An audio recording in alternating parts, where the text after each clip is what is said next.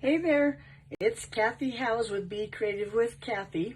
I am an independent Stampin' Up! Demonstrator, but as you've heard a couple times this week, today I am a craft fair vendor. I'm working on my craft fair and I wanted to show you a cute little, well, I call it a Ghirardelli pouch. I hope I'm saying Ghirardelli. I don't use my words right at all. But anyway, they look like this. Look how cute. This is that little Bermuda Bay one.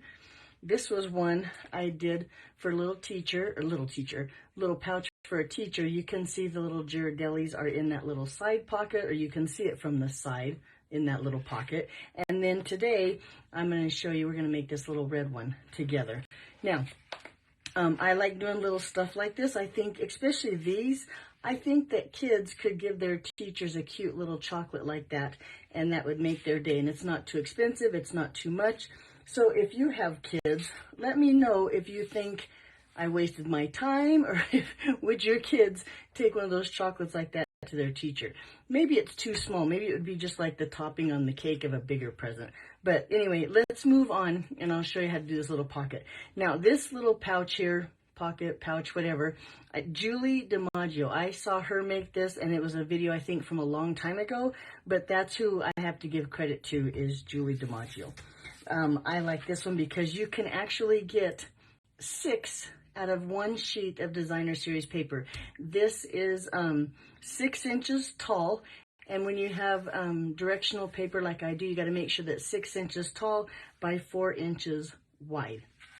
Now I'm going to score this on my Simply Scored because sometimes when I use my paper trimmer, I have a heavy hand and I actually score through my paper. So I'm going to use my paper trimmer. And when I use my stylus here, I'm going to use, there's a small end and a big knob, I guess you'd call it. I'm going to use the big knob. And so on each side of our paper, we want to score at 1 inch. So just over here at 3. And I think it's easier than trying to get it over here. I'm going to just turn my paper over and score it here again. So now it's scored 1 inch on each side with the 4 inch at the top. And then when you put the 6 inch at the top, I'm going to score it here at 2 3/4, and then turn my paper and score it at 2 3/4 again. So that's all the scoring that we need to do right there. Then we'll fold on these score lines. And now as I'm folding, I'm going to just take the opportunity to tell you I'm posting all my craft fair projects on my blog, becreativewithkathy.com, and all you have to do is go over there and search craft fair, and you'll find a post that has all these videos. And as I make more, I'll just add them to there, and you can see them all like in one place. And my craft fair isn't until November 25th, so I'll probably be working right up until, that's the weekend after Thanksgiving, so I'll probably be working right up there until Thanksgiving. But, working on my craft fair projects. But anyway, so now I folded on all those score lines like this, and I'm going to close these 1 inch score lines on the side here. And now, so you have a score line that's here and a score line that's here. Now you probably can't see it, but I can. And I want to fold, I'm going to do it on the bottom score line here, right? And then I'm going to fold this score line here down like this. So then, I wonder if you see how I did that. I was a little distracted there, right? So let me turn it over and show you again. So this is a score line here. I'm going to really fold it away from the score line. And I'm going to take this score line and line it up with the edge over here. So if you just pull down like this and you line it up, let me show you after I fold it so it looks like this. See how I took that fold line and lined it up with the edge like that? And make sure, because the first time I did it, I went toward the 2 score lines. You got to go away. So if this score line on the bottom, I'm going to go toward the bottom, and then I turn it over, so the score line on the bottom, I went toward the bottom. Looks like that. So let's do it one more time on here. I hope that made sense, or on the bottom here. And I'm going to do the same thing on this side and get that score line lined up with the side, and then we have it like that. And then over here, I'm going to do the same thing down here and pull this one like that. So there we go. So now, if you could see, I don't know if you can, maybe you can see this way. See how I have those score lines like that? There we go. Okay, so now we need to add some, no, first I'm going to cut it first. So then I'm going to take my tag topper punch. Now I hope you have one of these. This is an old retired one from Stampin' Up! That I absolutely love, and I use it again and again every year at craft fairs. Make sure my paper is all the way in, and I'm going to punch on both sides, the top, I guess, and the bottom. Well, one's bound to be the bottom because it's directional paper. So now it looks like that. Let me get rid of my trash here. Okay, now we're going to glue it together. So I'm going to just take a little bit of liquid glue here. I'm going to make sure, because you can see these fold lines here and here. This section in here, I'm not going to put any glue in there at all. I'm going to just take this and set that here. Oh, where's my glue? Come on, there it goes. And a little bit of this green glue or liquid glue goes a long way. So I'm going to put, you know what I'm going to do too, is I'm going to use my silicone mat just in case so I don't get any on my work surface. And I'm going to put a little bit here. There we go. On this side, and then just close that up.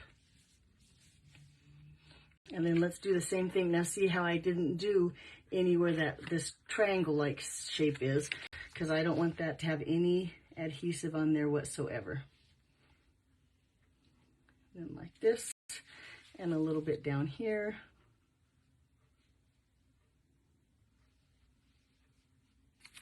And then fold that over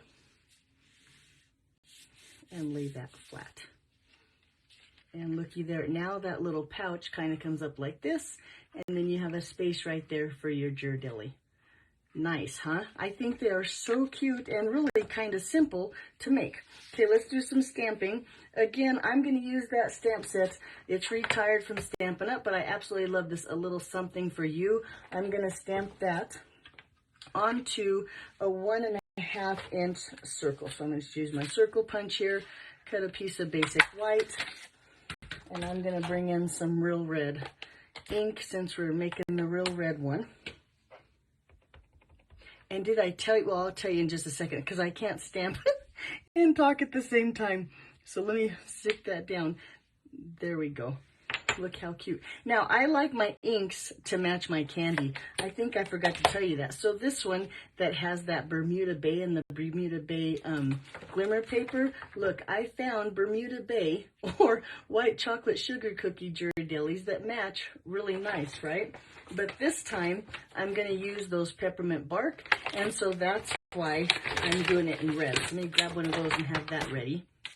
Okay, we have this ready. I just have a scrap here of red glimmer paper and my 1 3/4 inch punch.